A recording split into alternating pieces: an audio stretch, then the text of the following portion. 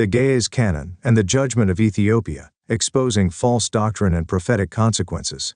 Written by Christopher Turner, Heritage Weekly founder and editor-in-chief. Photo courtesy of Heritage Weekly. First, a word from our sponsors. Delve into the history and truth of Israelite heritage with Christopher Turner's enlightening books, available now on Kindle. Explore groundbreaking works like Jacob's Trouble, The Birth of a King, The Freedom Articles, and Prophecy Over DNA. Each book offers a deep dive into apocalyptic judgment to restoration of Zion and debunking modern claims to Israelite heritage.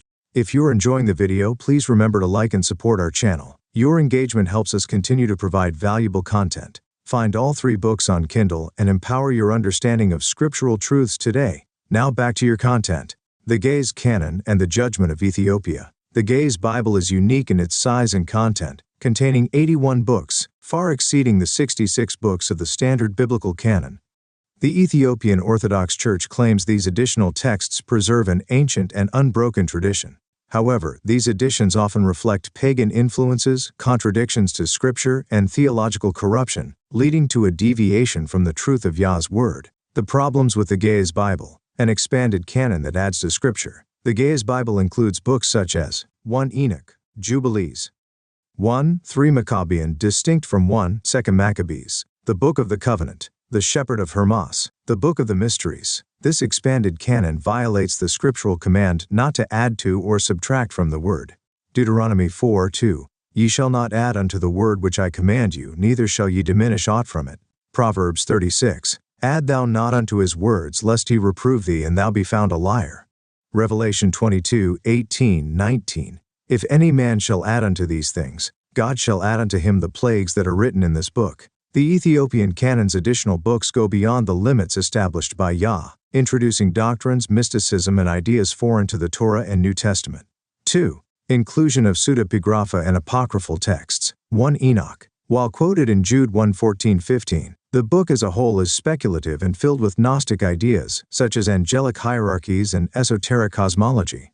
It reflects Babylonian and Hellenistic mysticism, not scriptural truth. Jubilees, known as Little Genesis. This book rewrites portions of Genesis and Exodus, adding speculative details not found in Torah. It often contradicts Scripture and promotes non-biblical laws. Maccabean, Ethiopian Maccabees, unlike the historical accounts of the Maccabees. These books contain moralistic tales that lack historical grounding and veer into myth. 3. Contradictions and pagan influences. The Bible incorporates texts and doctrines influenced by pagan traditions. Sun worship, Ethiopia's historical ties to solar deities, e.g. the Aksumite Empire's worship of the sun, are reflected in texts like Jubilees, which align sacred times with solar cycles rather than Yah's lunar calendar. Genesis 1:14. Angel worship. Books like 1 Enoch elevate the role of angels, encouraging reverence that borders on idolatry. This is directly condemned in Scripture. Colossians 2:18. Let no man beguile you of your reward in a voluntary humility and worshiping of angels. The Canon and Ethiopian Church, a legacy of false doctrines. The Ethiopian Orthodox Church uses the Bible to support traditions and doctrines that deviate from Scripture, including Mariology, the elevation of Mary as the Queen of Heaven, which mirrors the pagan worship condemned in Jeremiah 7:18. Miaphysitism, a Christological heresy that undermines the dual nature of Yahweh, fully divine and fully human, as demonstrated in scriptures like John 1:14 and Philippians 2:6-8. Mysticism and amulets. The use of talismans, relics, and incantations reflects Babylonian sorcery, condemned in Deuteronomy 18:10-12. The Judgment of the Nations, Ethiopia's fate. The Ethiopian Church, despite its claims to ancient authenticity, is not exempt from Yah's judgment. Scripture is clear that Ethiopia Cush will fall under the sword of the Most High for its idolatry and rebellion. Zephaniah 2:12, Judgment on Ethiopia. Ye Ethiopians also, ye shall be slain by my sword. This prophecy demonstrates that Ethiopia, despite its claims to faithfulness, will face divine judgment for its deviations from Yah's law. 2. Isaiah 18, the woe upon Cush. Woe to the land shadowing with wings, which is beyond the rivers of Ethiopia. Ethiopia's alliances, idolatry, and corruption are highlighted in this prophetic warning. 3. Servitude under Israel. The fate of Ethiopia, like all nations, will be one of servitude in the kingdom. Isaiah 14:1-2. And the house of Israel shall possess them in the land of the Lord for servants and handmaids. Conclusion. Exposing the Canon and Ethiopian Church. The Ge'ez Bible and Ethiopian Orthodox Church represent a mix of truth and error, corrupted by pagan influences and man-made traditions. Their expanded canon and false doctrines lead not to salvation but to judgment. Ethiopia, like all nations, will fall under Yah's sword and serve Israel in the coming kingdom.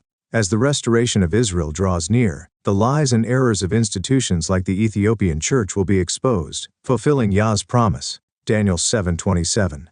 And the kingdom and dominion, and the greatness of the kingdom under the whole heaven, shall be given to the people of the saints of the Most High.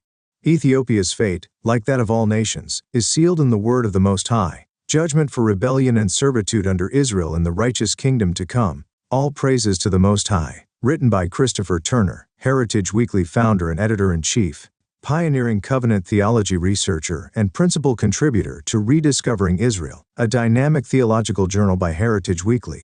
This progressive project continuously expands with fresh insights, delving into Israelite heritage, covenant theology, and the profound depths of ancient scriptures. Author of Jacob's Trouble, the Birth of a King, an exploration of apocalyptic judgment and the restoration of Zion.